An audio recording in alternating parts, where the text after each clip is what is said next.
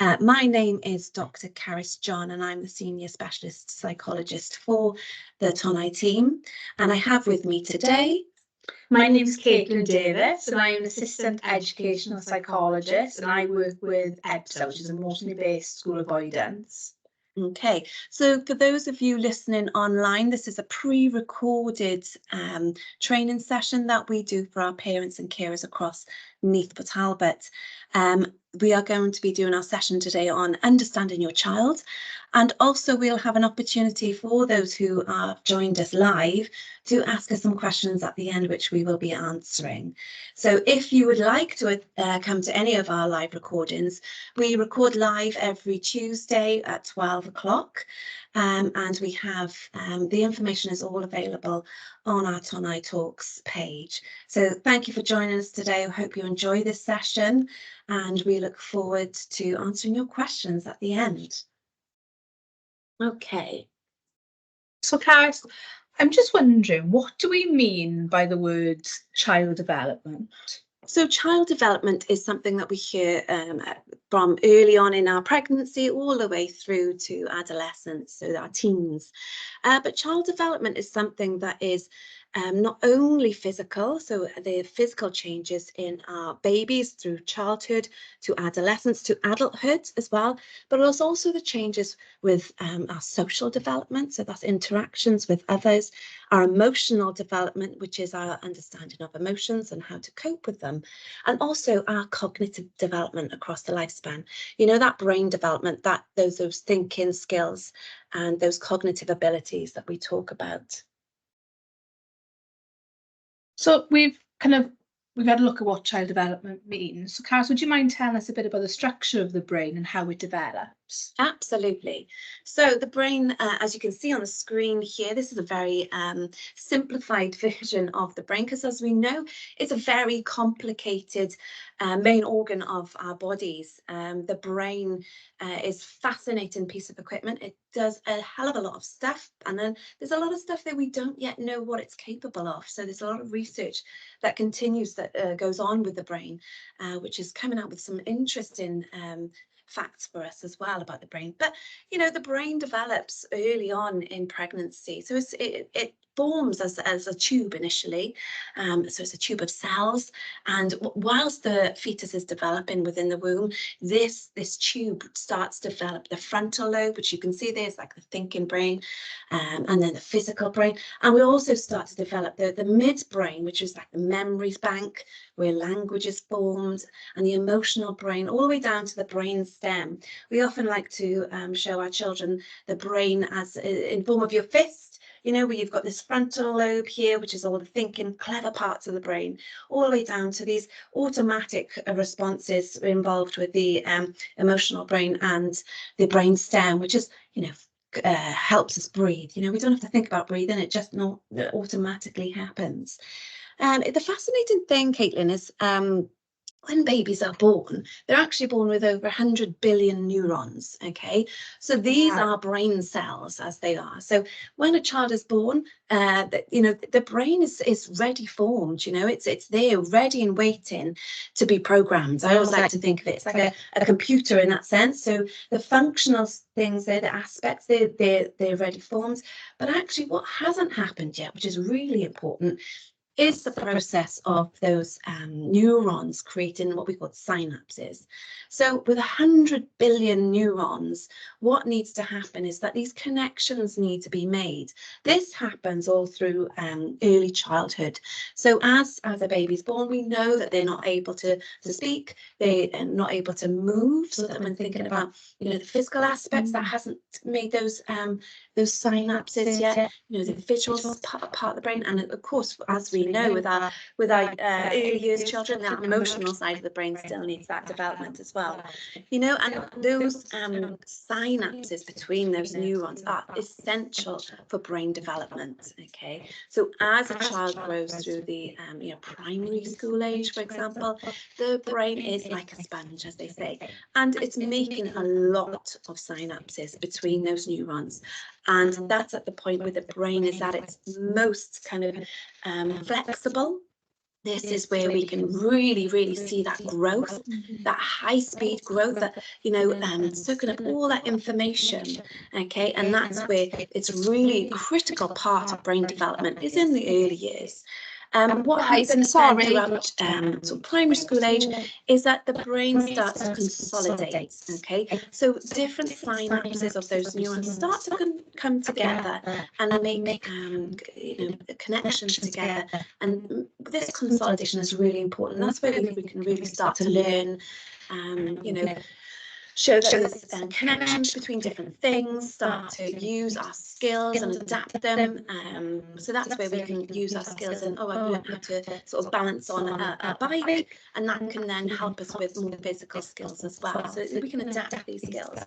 And again, what's really important throughout adolescence is that there's a stage where the brain has absorbed so much through early school life, is that it starts to do a process that we call pruning.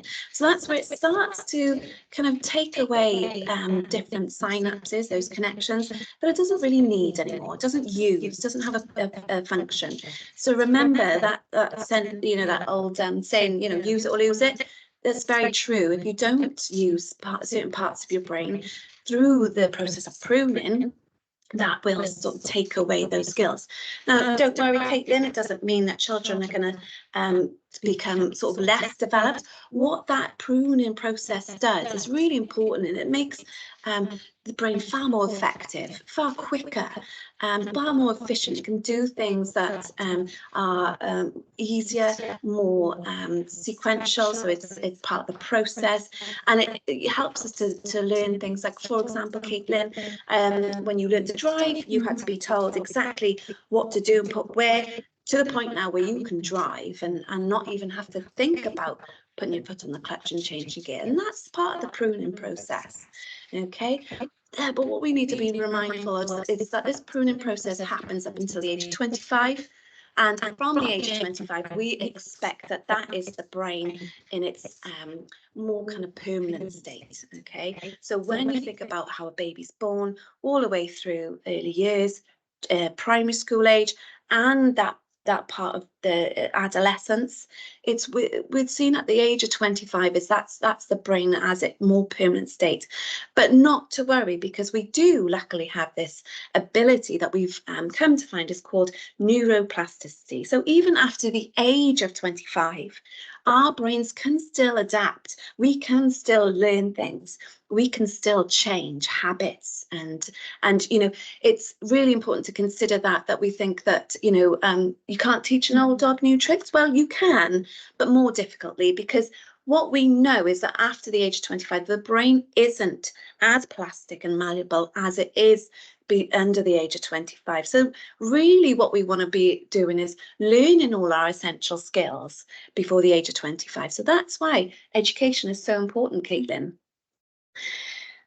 So I've talked a lot about the brain here, Caitlin. I love talking about the brain, and I could talk about it even more. However, I'm just wondering if you could be able to explain how this impacts on behaviour, Caitlin. Absolutely. So as a young person develops throughout their kind of the ages in their life, there's a number of kind of expected behaviours that we will see, and that are often normal, even if you feel at the time that it's not. So we start with early childhood, and you know, there's some milestones that we'll kind of see across early childhood before going to school age and then teen years. Okay, so when I mentioned earlier about the brain and how we develop, like the physical, social, emotional, and cognitive, so that you're saying that they change throughout their timeline. So absolutely, I'm just wondering, so if we start with early childhood, Caitlin, what about the physical milestones? What could we expect the physical milestones could be? So there's a number. So generally at this age, we expect children to kind of start to help to feed themselves. They'll try things such as picking up food with their fingers, holding a spoon, drinking from a cup. They start to stand up by themselves. They start to walk, holding your hand, and then eventually on their own. They start to develop food likes and dislikes, their preferences, and they try and often fail to throw a ball. You see a lot of effort in the build-up, and then not so much in the follow-through. Doesn't have the power there. Absolutely not. Oh, okay, so things like, those physical movements, talking about throwing a ball, I guess, like, scribbling. Yeah, So you'll see a lot of toddlers scribbling, making a big mess, but obviously these are masterpieces. Oh, the one other thing I noticed that they could take their shoes off. That can be very frustrating when you're out shopping and come home with a missing shoe.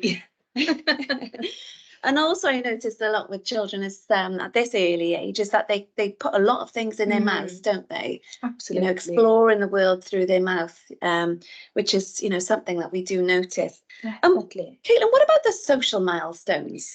So again, there's a number of social kind of developments we expect to see in this age. So it's starts to develop a fear of strange objects and events. So early childhood is a time of life that's categorized by characterized by exploration. And they start to become a little bit fearful of things they're not expecting or they're not sure of. They start to feel anxious and they're separated from their parents. You can see quite big displays of emotion, quite tearful, kind of the grabby hands reaching out for mum and dad or whoever is their caregiver. They like to watch and be with other children. However, they've not yet quite learned how to cooperate during play with others. They've not learned how to kind of go along with the play, and they generally haven't learned by this time to kind of share. So you see a lot of like snatching and a lot of kind of independent play. Okay, so they're not yet kind of showing that concern, or I can imagine that when you have a little one like this and they're trying to play or interact with their older sibling, that can be quite distressing for the older sibling to have their things snatched from them and maybe banged on the floor or put in their mouth. Absolutely, absolutely. But that's normal then, we're saying, for that age. Completely normal. We often find that toddlers are quite destructive in their play, but again, it's that because they want to hear those sounds, they want to practice those physical movements, and that's why we see them being quite obtrusive. Yeah, okay. What about emotionally then?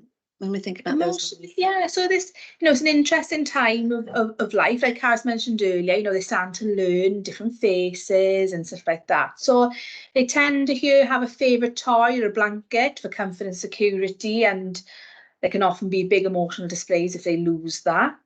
And they begin to need and want independence. They begin to perhaps resist limits. So they start to push your boundaries a little bit. They start to not like the word no. Oh, yeah, we hear that a lot, don't we?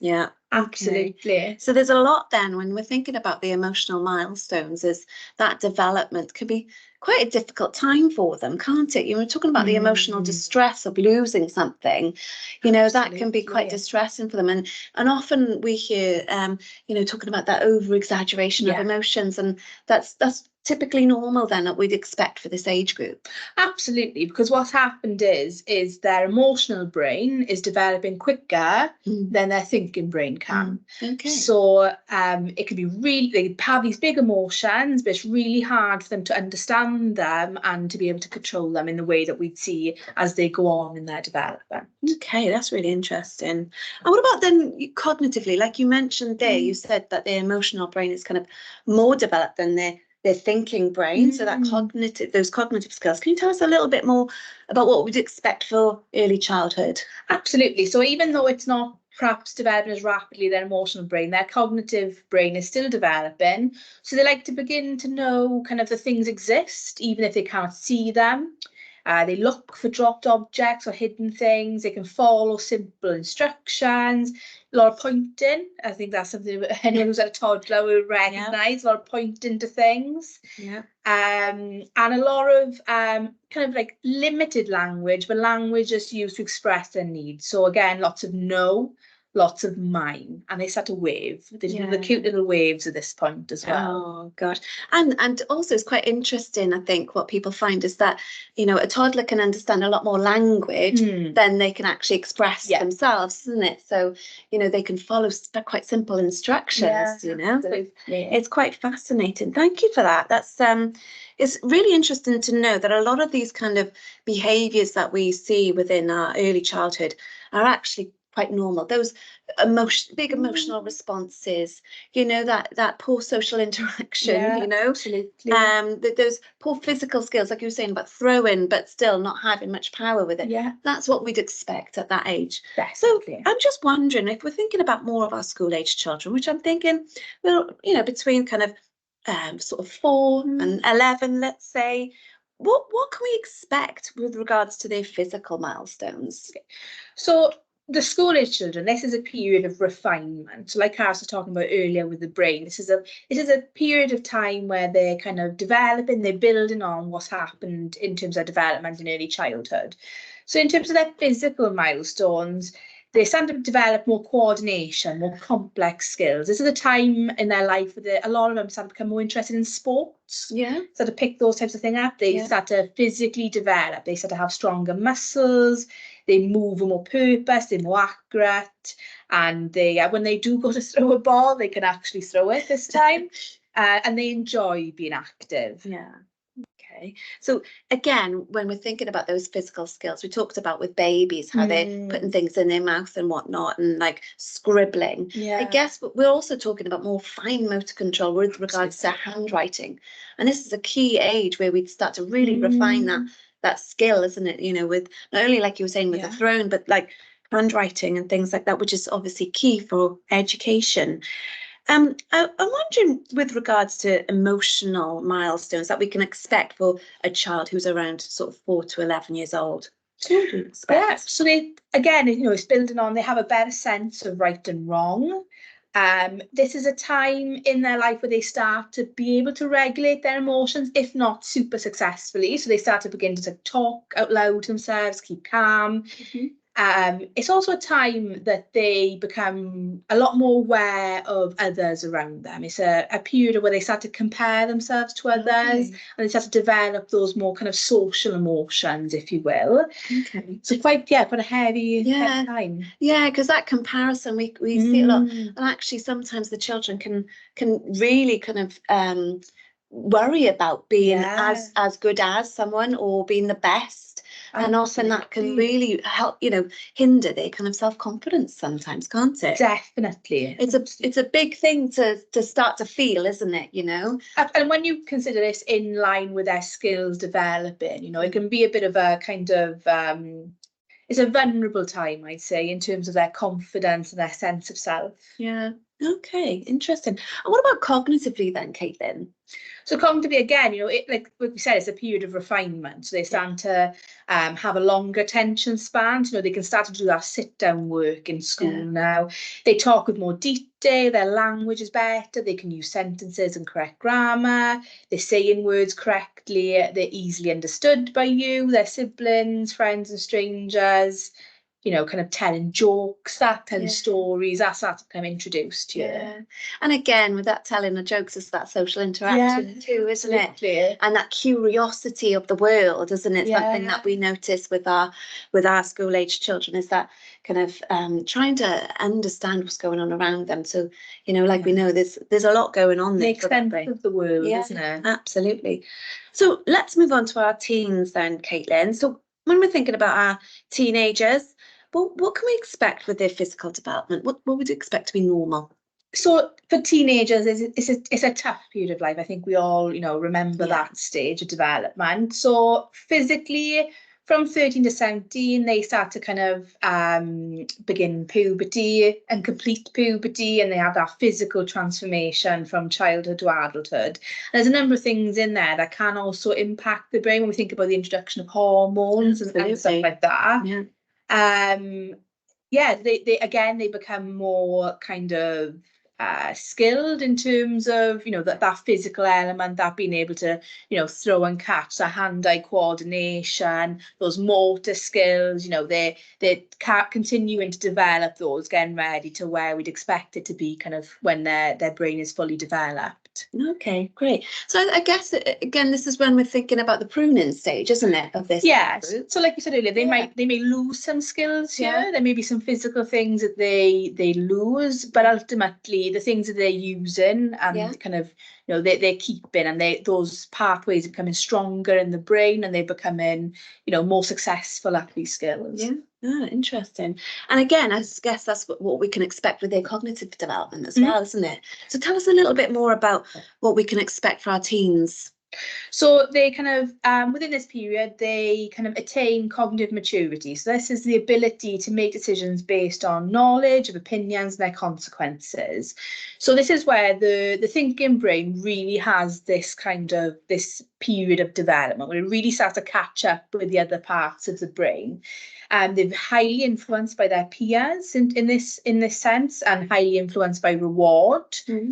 So those parts of the brains are starting to kind of develop, and they're becoming self-sufficient, and they're kind of developing increasingly mature interactions, and they're becoming a lot more independent. There's a strong drive for autonomy in their teen years. You know, I suppose they want to be mini adults, don't they? They're 16 going on 25. You hear that a lot when people are talking about their teenagers. It's because their brain is becoming more skilled, more successful, if not completely developed. That's why sometimes we can see a lot of questionable decision making or risky decision making in teenagers, but that's something we can expand on in a later training we're going to do called Talking to Teens. So we'll talk more about that then. Yeah. Great. So there's a lot going on there for our teens. Yeah. A lot of behaviours that we are aware of that can worry us as parents, can't it? That taking behaviour, that need to be around their peers and want that peer affiliation. So to be respected and liked by their peers, that's really, really important to them at this age. Definitely. It's a time of, I suppose, confusion for parents, because in one sense they start to seem so mature. Yeah. And in another sense, you're thinking, my goodness, what decisions are they making? You know, that doesn't quite add up. Yeah, exactly. And like you said, I mean, we could talk for a very long time about teenage brain, which we will do in our in our sessions. But talking about the teens again, thinking about their emotional development, and I know this is something that can be very similar to our toddler brain, can't it, in that emotional response? Absolutely. So again, you know, even though their thinking brain is developing, their emotional brain generally is there or thereabouts you. It's pretty much fully developed, which makes it really difficult for teenagers to emotionally regulate, because their thinking brain just hasn't caught up. So they begin to have a lot more complex kind of emotions here. They begin to feel a lot more. They're quite emotional, teenagers are, but they seem to have little control over those emotions. So it's a period, like Cara said, similar to toddlers, big feelings, but finding it tough to cope with those and manage those successfully, which is, which can lead to some big outbursts. I'm sure we've all witnessed a teenager kind of having a moment. Yeah. But again, it's because that brain development at this stage is a little bit mismatched. And again, you know, this is where that kind of egocentric thinking belief comes from, isn't it? About how the teenager can be described as being very selfish. But again, that is the way that brain is developing, and that's normal. That's what we'd expect. Absolutely. There's something that's different when we think about child development that happens in the teen years, Caitlin, is this sexual development, isn't it? You know, and that's something that we see a lot of it on social media. There's a lot of changes going on for our teens, and I'm just wondering if you could just tell us a little bit about what that looks like for our teenagers. Absolutely. So they are starting to understand that they are sexual, and they understand the options and consequences of that kind of sexual expression. They start to become aware of more kind of different types of relationships, if you will, that are more kind of, up until now, it's been friendships or family, and now it's that kind of intimate relationship is starting to be introduced. They're starting to have kind of more pronounced crushes, feelings. Older teens start to talk about being in love for the first time and stuff like that. So, and that comes with that is that element of that kind of, you know, that healthy and unhealthy relationships. They start to express their sexuality. You know, they start to perhaps express orientations and stuff like that. Gosh, there's a lot going on there for our teens when we consider that, isn't it? And again, to be mindful that it's all brand new thoughts that are coming into their mind, aren't they? They've never had these before. Yeah. So it can be a very confusing time for our teenagers, can't it? With all this going on, let alone the hormone changes and the growth spurt. Yeah. Yeah, fascinating. Thank you for that, Caitlin. Yeah. So we've considered what behaviour is expected across the ages in a child's development. So Caris, I was wondering if you could tell us a little bit about actually what impacts on this development. Oh, absolutely. So again, I talked about in the beginning about brain development and all these things that, all the wonderful things it can do. But again, it's to be mindful that it's only got so much potential. So when a brain is, when a baby's born and their brain, as I said, has got those 100 billion neurons, that's the blueprint. So that's the genetic involvement there. So, each brain is very different, but also its potential is affected by so many things. So if we're thinking about when a baby is born, it's really important to consider all the aspects that could interfere with that brain. And again, as we know, as the baby is, the fetus in the womb, there are a number of things within the mother that can affect the baby's development, such as what, we know about alcohol, the effects of smoking, stress. So I'm going to talk about a bit more about what impacts on child development and the brain development after a child has been born. So, I'm going to start with experiences, because we talk about the nature-nurture debate. And actually, as I'd said, the brain it has a blueprint. Each brain is very individual. It's born in a certain way.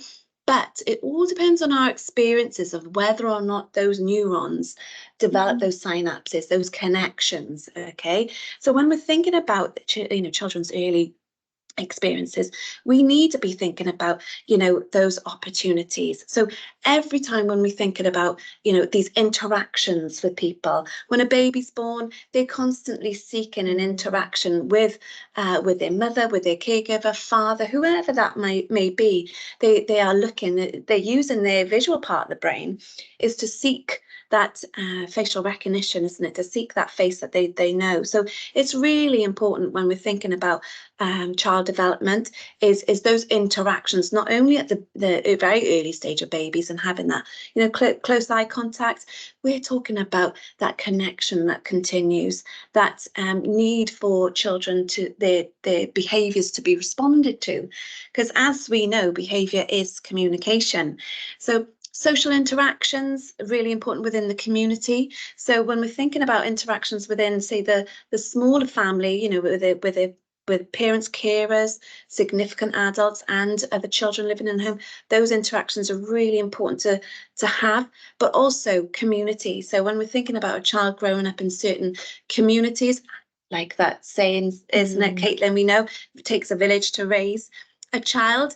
That's very true, because the community has a huge impact on our children's development. It really does shape our children's kind of expressions of individuality as well. They start to find out who they are, which links us on nicely onto individuality. It's like, that we talk about the brain, and if a child isn't kind of encouraged to express and learn and to think about what they like, their interests, and to have those nurtured, that's where the individuality comes from, when they're thinking about who they are as a person. And like we know, that kind of starts in early sort of school age children. They start to think about what they're good at, what they like, what kind of person they are, what kind of friend they are, and these things grow, especially when we're thinking about the teen years. Individuality is so important to them, and we need to be able to support them to explore that in a safe way, which is really, really important. Which learns us on to active learning. Children learn, through what they see. So when we're thinking about how the brain is developing, a child will take in the environment through their eyes and watch different people interact with one another. And that's what we call social learning theory. So children will watch their parents, they will watch the community, they will watch different peers interacting, and they will learn behaviours through that. And again, we need to be considerate about the school and the school environment and how important that is to that developing brain. We need our children to be able to take risks. When we think about developing children's resilience, you know, you can only develop resilience through, you know, learning from those risks, you know. And when I mean risks, I mean taking risks in being open to be able to try new things. So, for example, when we think about the early years, you know, children tasting new foods, trying new things, going to new places, again, which links us on to our physical health and well-being. You know, that's a really important part of child development, is having those opportunities, because if we don't have those opportunities, then it can really impact on our ability to learn. So, for example, if you don't have interactions where you play, you won't learn those skills. If you don't have interactions where you hold a pencil and a crayon, you won't learn then to be able to write. And this is really important when we're thinking about child development and these critical points in a child's life. If we do not provide those vital experiences, those synapses will not be made in those neurons. And I learned this when I went to Romania over 20 years ago now, showing my age. But it was, you know, a very fascinating experience, but, you know, clearly very upsetting as well, because what I saw was children who hadn't had these vital experiences. They didn't have those interactions. They didn't have a supportive community. They didn't have learning opportunities, and they didn't have physical health and well-being opportunities. So what I found is that children who were of a chronological age of a teenager certainly were not meeting those milestones that you talked about, Caitlin. They physically weren't at the size they should be. They didn't have the physical skills that they should have developed at that point. And again, when we're thinking about those cognitive skills, these children, even though they were a teenage age, they weren't at that developmental stage at all. They were displaying signs of being much younger. And again, I would think what's really important here is that we think about you know, what we can do to support our children in that development. It's just really, really important. Absolutely. Wow. Kat, I didn't realise there's so many factors that can influence a child's development. So when we consider these factors and, you know, how the brain is developing, what is our children's behaviour actually trying to tell us? Gosh, yes. So we get it a lot, don't we, about children's behaviour being described in kind of adult terms, you know, using words that to describe a behaviour that only an adult really has the capacity to do. So, for example, being manipulative, being controlling.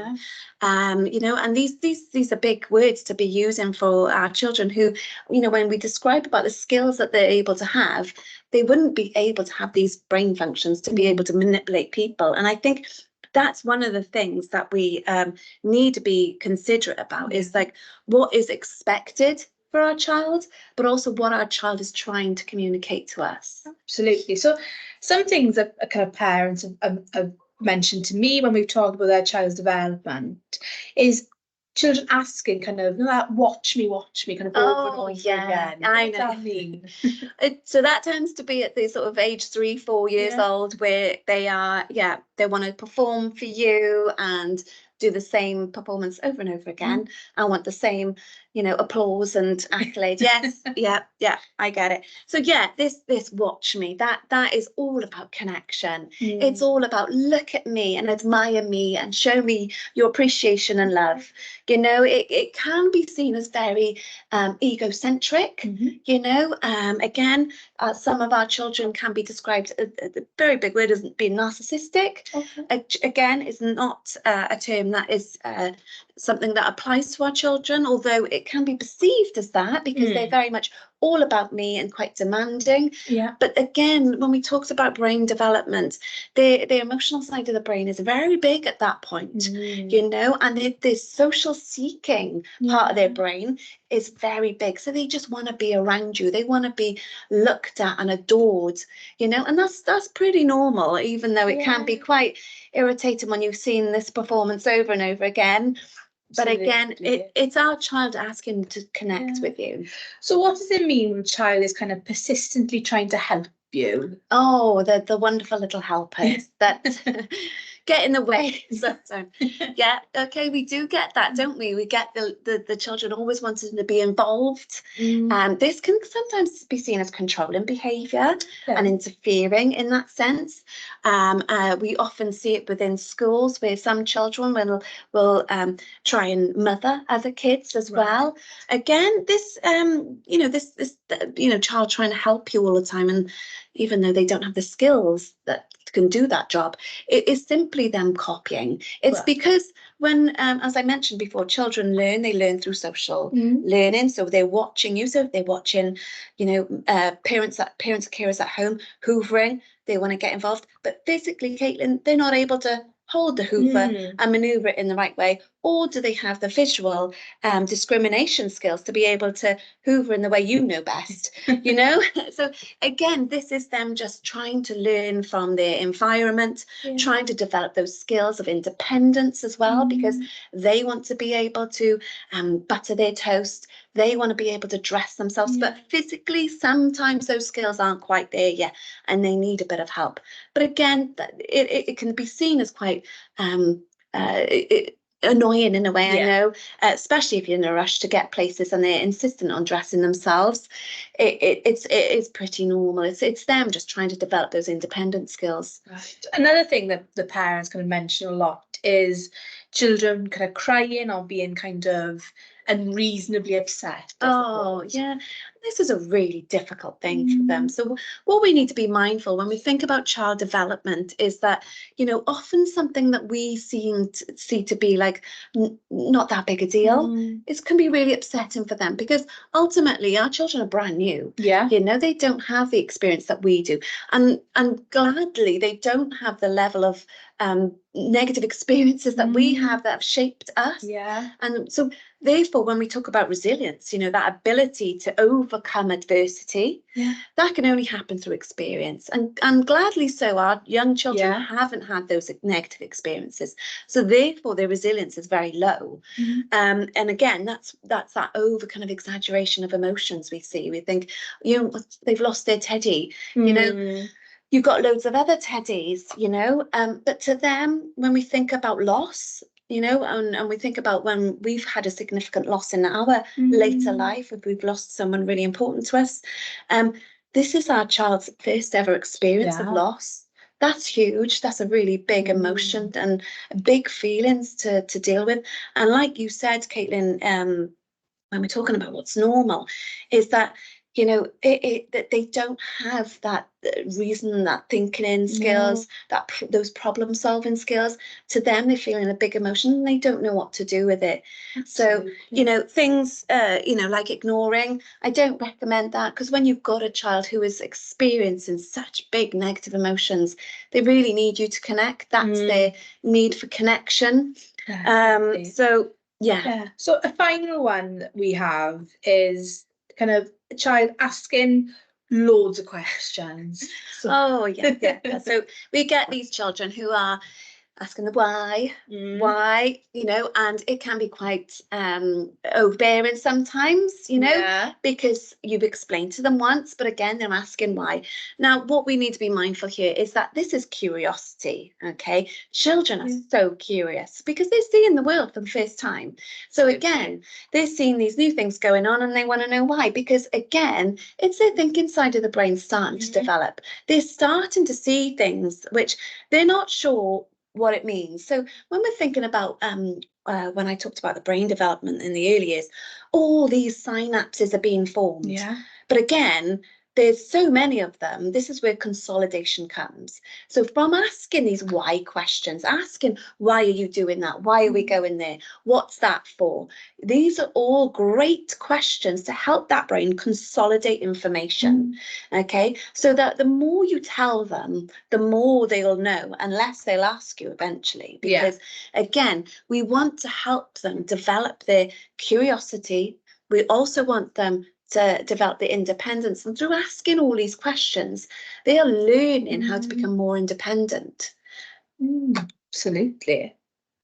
So things that their behaviour. I mean, there's lots of things that children do that can be, you know, the anger, the aggression, the meltdowns. And I know we talked about managing meltdowns last week.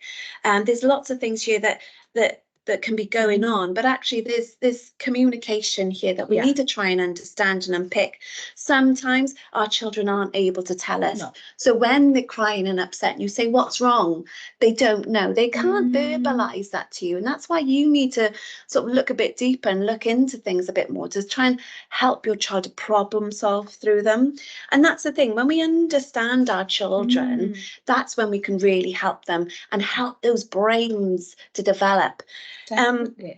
You know, I know, Caitlin, you work a lot with children with managing emotions and understanding behaviours. I'm wondering if there's something that you could tell us that would help us understand this a bit more. Absolutely. So, we kind of, you might have heard this term before, I'm not sure if you have, but serve and return is something we talk a lot about when we talk about kind of how interaction with a parent can really support brain development. So essentially, think of it like a tennis match or kind of a badminton or whatever you prefer, but our child will deliver serves to us throughout their development, and we need to return them to support that development. So for healthy brain development, your child needs positive relationships, and those connections in the brain become stronger when we have these serve and return interactions. And the aim of these serve and return interactions is to start essentially a rally or to keep the ball in the air. So for example, when a baby is newborn, they may coo at you or look at you as their caregiver, to which you might smile, you might babble back at them or give them kisses. This is an example of a successful serve and return. So the child learns then the appropriate response, you know, kind of think about that basis of language when they coo and you babble back. That's essentially it's a very early conversation for them. And as the child grows and develops, these serves will become more complex and require more effort and kind of consciousness to return. So for example, when a child, we talk about kind of that budding kind of independence, they may begin to ask or probably more likely demand to dress themselves. So returning the serve as a parent would be perhaps scheduling extra time in the morning to give the child the space to engage in this activity. So as you can see, as we kind of go along the development, our children will serve numerous times to us, and it's really important that we return that and build on it so that they learn how it's appropriate to act and their brain starts to make those connections. And when they become a teenager, it becomes even more important that we return these serves, because quite likely the serves they give us will become fewer and farther between. Okay. Moving on from that, we've also got something called bids for connection. So this is more the emotional side of that development. So this is about building our relationship with our young people so that they can connect with us essentially. So bids for connection is a way of understanding the way in which we connect and respond to each other. It's created by a psychologist called John Gottman. And it's essentially a bid for emotional connection. So ones can be like, will you play with me? Will you look at this book? Yeah. You know, can we listen to this song together? It's essentially your child giving you an olive branch for you to return to have that connection. And there's different ways that we can respond to these bids as adults. So the most positive way would be turning towards. So it's increasing their safety, increases their bidding. They feel more likely to kind of connect with you, more responding from us, and your connection grows and develops. Others may turn away from that connection. So here we see kind of less bidding, you know, that you've turned away. So there's no point in trying again. Increased conflicts, hurt feelings for the child, loss of confidence for the child, and a connection that's disrupted. And thinking about how important interaction is for development, the consequences of that. And then sometimes we have turning against. This is the most negative of kind of the outcomes. And here, this is where a bid for connection is met with frustration or anger, and that can result again in less bidding, avoidance of conflict, suppression of feelings for the child, and a connection that's non-existent. So when we talk about turning towards, here are some ways we can do that. So being attentive when a child is speaking to you, you know, having that active listening, being concerned about what they're concerned with, taking an interest, essentially, conveying the message they are known and accepted, avoiding criticism, and saying yes with enthusiasm. You know, when they show you those bids, you know, showing that you really, really appreciate that. Okay, thank you, Caitlin. That's really helpful, because I think what we see a lot these days is that children are trying to make these bids for connection, and sometimes it can be perceived as attention seeking, but actually it's that need for connection, isn't it? And that's really important that we turn towards, so we return the serve, because that actually helps that brain development. Definitely, absolutely. I'm just wondering, Caitlin, when we're thinking about understanding children's behaviour, because obviously we've talked about, you know, some of the misconceptions about certain behaviour. I mentioned some, but I'm wondering, to help our parents to try and figure out how to start, where to look at, what we can try to understand. There's a model that you can talk about here, isn't there? Absolutely. So cognitive behavioural therapy put across this model shown on screen called the hot cross bun model. Essentially, it's a way to understand the links between our thoughts, feelings, our physical sensations and behaviour. So a situation will happen, or as we call it, a trigger, and it's going to be anything, and there'll likely be different triggers for different children. And in response to that situation or trigger, we have the following. So thoughts, which are our ideas, beliefs and interpretations we have about ourselves, others and the world around us. We then have the emotions that arise as a result of these situations and these thoughts, and these can be positive emotions or they can be negative. Physical sensations are the bodily experiences that accompany our thoughts and emotions, including tension, butterflies in the stomach, rapid heartbeat, sweating, etc. And behaviours. These behaviours encompass the actions we take in response to our thoughts, emotions, and physical sensations. Okay, I mean, that's an interesting model to explore. And I'm wondering if we can apply this to a real life example, Caitlin? Absolutely. So we'll take an example of perhaps a child seeing another child look at them in the school corridor. Okay. So in response to that, they may have thoughts such as, this person's looking at me, so they don't like me. They may feel emotions such as worry, shame, embarrassment. Yeah. They may experience physical sensations such as fast heart rate, sweating, butterflies in their stomach, and their resulting behaviour may be that they avoid being around the person, they may seek out a safe space to hide, or in some cases they may begin to avoid school completely if they start to think that a number of young people are looking at them in such a way. Right, okay, so that's more of like a child who's kind of insecure and prone to worry, isn't it? Absolutely, like an internalising child, we call them. Right, okay. So I'm wondering, what about if a person is kind of insecure but more prone to externalizing, like, you know, lashing out? What would that look like? So what happens then is we may see a change in the thought. So we may see that when they see that young person looking at them, they may read that as that person having a problem with them or wanting to hurt them in some way. Okay. They may have emotions such as fear, panic or anger. The physical sensations may be a fast heart rate, vision and hearing improves. They're getting ready potentially to fight, sweating, etc. And the behaviours may be that they go up and confront the other person verbally or physically. And this is based on their prior experiences. Remember we talked about earlier with the, experiences and interaction impacting on our development. If a child is perhaps used to being treated unkindly or with aggression, they may replicate that in their social interactions. So I'm wondering if this is a child then who, when they've tried to have those connections with an adult, they haven't had them back. So it could be like a child who is misinterpreting cues and social interactions because they haven't had those early positive interactions where, when they've tried to make connections, they've been positive. Yeah, absolutely. It's that turning against, isn't it? Where they perhaps they've bid and it's been met with frustration or anger, any of those emotions. Okay. But what's really key here, Caris, is the difference in the thought. And this is something that the model kind of definitely promotes, is that it's all interconnected, and where there may be changes in thought or feelings or the physical sensation or behaviour, that can change the whole model.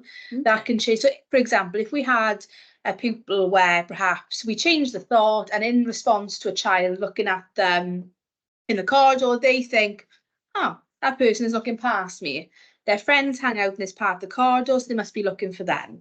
That completely changes their hot cross bun. Yeah. So their emotions go from being anxious or angry to being fine, calm even, their physical sensations. They may still have a fast beating heart rate because the initial kind of shock of catching someone looking at you. But other than that, we're not going to see the same things that we're seeing with the other two examples. And in terms of behaviour, there's not going to be anything untoward. They may carry on walking to their next class.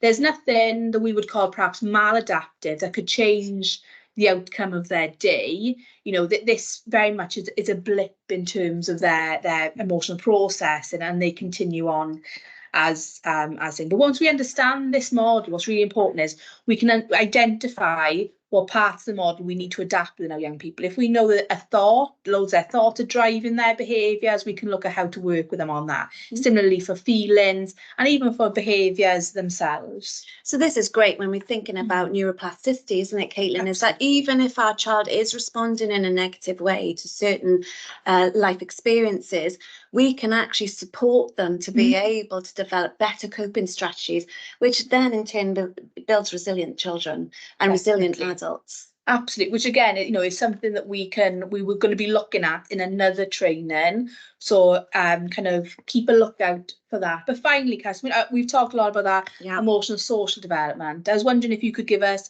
a little bit of an overview of how parents can support just kind of that traditional cognitive development. Thank you, Caitlin. Yeah, so we've talked a lot about the brain and behaviour and what that looks like. We've also talked a lot today about what is typical or normal behaviour for each different stage. And I think, we want to end this on just kind of reinforcing what we can do, because again, our children's brains develop all the way up to age 25, and we can still adapt and change after 25. So it's not all bad. We can definitely support children to develop better coping strategies. So when we're thinking about the thinking brain, Caitlin, given choices, that's really important for our children, especially when those are perceived to be as quite controlling or demanding. Give them choices. Whenever we're thinking about parenting and a child is kind of using their independent skills, which can be very stubborn, described as, give them a choice. 2 choices that you're more than happy with. So it's either this or this. You choose, or I will choose for you. And there we go. They'll either choose themselves or you will choose for them. And remembering it's 2 options that you can go forward with. And again, talking your child through plans. That thinking side of the brain is very curious. And again, when we're thinking about our problem solving skills, some children don't have those problem solving skills developed to a point where they're able to kind of foresee events. So even though you may have gone to this place many times before, they still might need you to go through what they can expect. Helping break tasks down, for example. So when you're cooking, describe to them what you're doing. Let them help you. That can really be helpful with their creativity and those independent skills and problem solving. So I'll, often say, to children when I work with them, like, oh, I'm wondering what you could do about that. Oh, how are we going to solve this? Even though I've got the answers myself, it's really important to have those questions. I'm wondering questions which can help their curiosity, help their problem solving. I'm wondering how you're going to cope with that. I'm wondering how you're going to deal with that, and if they're finding it difficult to come up with solutions, that's where you can say, I'm wondering what you did before. For example, if a child has a dispute with a friend or a sibling, I'm wondering what you did last time that was helpful. So these kind of questions, noticing questions as well. I noticed when your sister took the toy off you, that, do you know what, you didn't get angry or upset. You came to ask me for some help. Those noticing statements are really helpful for our children to really consolidate those problem-solving skills that they do successfully.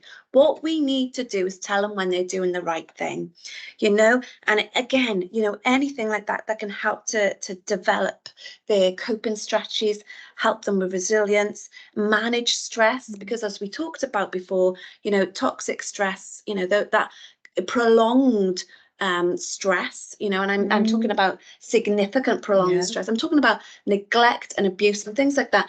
That can be really damaging for the brain. However, what we need to be mindful of is that we need to allow our children to experience a lower level of stress. So, for example, the baby going to be looked after by someone else. Yes, the baby's going to be really distressed, and that's going to be stress on their system.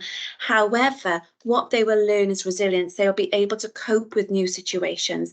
And again, with our children starting school or going back to school, Caitlin, after the summer holidays, that can be quite stressful for them. But it's about us helping them and enabling them to go through that difficult time, being there for them, but also reinforcing the need that they have to go. So not saving and saying, don't worry, I'll look after you, you can stay with me. It's about, no, it is difficult, it's going to be tough, but I'm here for you, okay? Because that's really important for especially our teens. Definitely. I'm just wondering, Kat, is there any kind of, I know we've looked at some specific examples, is there kind of any general sort of ways we can support just kind of general brain development? Absolutely. Reading to our children is really important. That helps develop the visual skills and cognitive skills, sequential eye movement and things like that. Really, really important. Just listening to our children. Again, when our children come to talk to us, that we're not on our phones, because we all you know, do have a look at our phones, and actually, you know, when our child is trying to make those connections and say it to us, put the phone down, make that eye contact. That's really, really important. Give them that time. It's really, really important. And again, physical activity, we know that on the brain and child development is really important. Get them out physically moving, get them eating a healthy diet, get them sleeping. Sleep is essential. And again, we're going to be doing another webinar on sleep, because it's so important what we need to do. And again, having fun, I would say. Those happy moments are really important, those joyful moments, silly moments, you know, are really, really important. But I could go on, and I know that we are we're good for time, and it would be lovely now for us to be able to move on to some of the questions from our listeners. Do we have any questions? We haven't had any come through yet, but I'm hoping people just take a little bit of time to think. Oh, we've just had one pop through. Thank you so much. So we've got a parent here who's finding it hard to play with their child, and they're trying to give them toys and giving them toys and activities recommended for their age. How can I get them to play with me? Oh, okay. So I'm assuming this child is maybe a much younger child. And what we need to be mindful is, even though when we talked about today about what we'd expect from child development, ultimately we need to interact with those toys. So, you know, at certain stages of the baby's development, they will start to understand cause and effect toys. So, for example, when you press something, something happens. Now, they won't automatically be able to work that out. So that's where you need to sit with them and show them how it works. So pressing the button, showing joy. Again, children really match your emotions. So it's really important to consider as well as being joyful, and over exaggerate your feelings and emotions and your facial expressions, because when we're thinking about our babies and our much younger children, is that their visual part of their brain isn't that refined that they can pick out subtle changes in facial expressions. So that's where you see a lot of parents and carers like over exaggerating their facial expressions, over exaggerating their voice to be able to build that connection. But when you're trying to play with a child, you need to get down on their level. You need to be on the floor with them if you can, if you're capable of doing that. But we need to get down there, play with them, and have that shared joy with that toy. Absolutely. We've had another one pop through. So, this sounds really tough. So this parent caregiver is finding it difficult to get their child to leave home. In terms of just like kind of going out in public. How can they support their child's social development when they want to stay home? Oh, okay. Now, we've experienced a lot of this Yeah. since COVID lockdowns. It's been very detrimental to a lot of children's social interaction. Again, being limited to just the home. Now, if a parent has been on their own and not been able to have those wider social networks, then it has affected our children's social interaction. However, remember, we can support this, we can develop this. The brain, especially in the early years, is a really malleable organ that we can support with. So I would be saying little and often. Yeah. And again, what we need to be doing is reducing the demands. So for example, if your child enjoys climbing, enjoys being on swings, you know, I'd encourage them to go to the park when it's at a quieter time, so that they're not then faced with all these other children that can be overwhelming. So there may be you know, smaller groups of children and families, because some children can find it really overwhelming with a lot of different places. And again, I would always pick places that they've been to before.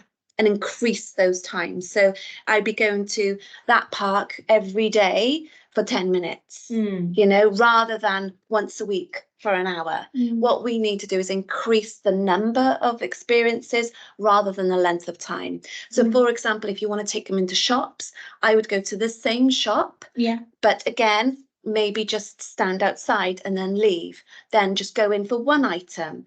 Then the next time you go, you go in for two and get something that they like. So there's that motivation to do it as well.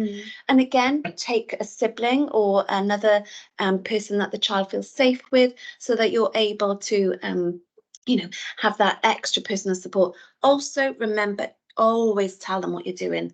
Don't drop any surprises in.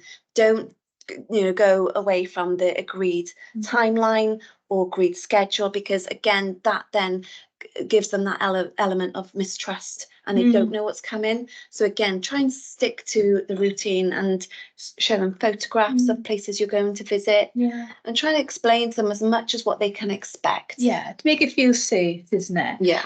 I think that's all we've got time for today, but I just want to say a massive thank you to the person who just asked that last question. I know that's something that a lot of young people and families are having difficulty with at the moment. So I'm just going to say a big thank you to everyone for joining us. And also, I want to just remind those who are listening on our YouTube channel, please always join in for us live on a Tuesday at 12 till 1 for Tonnau Talks. Thank you very much for listening. Diolch yn fawr.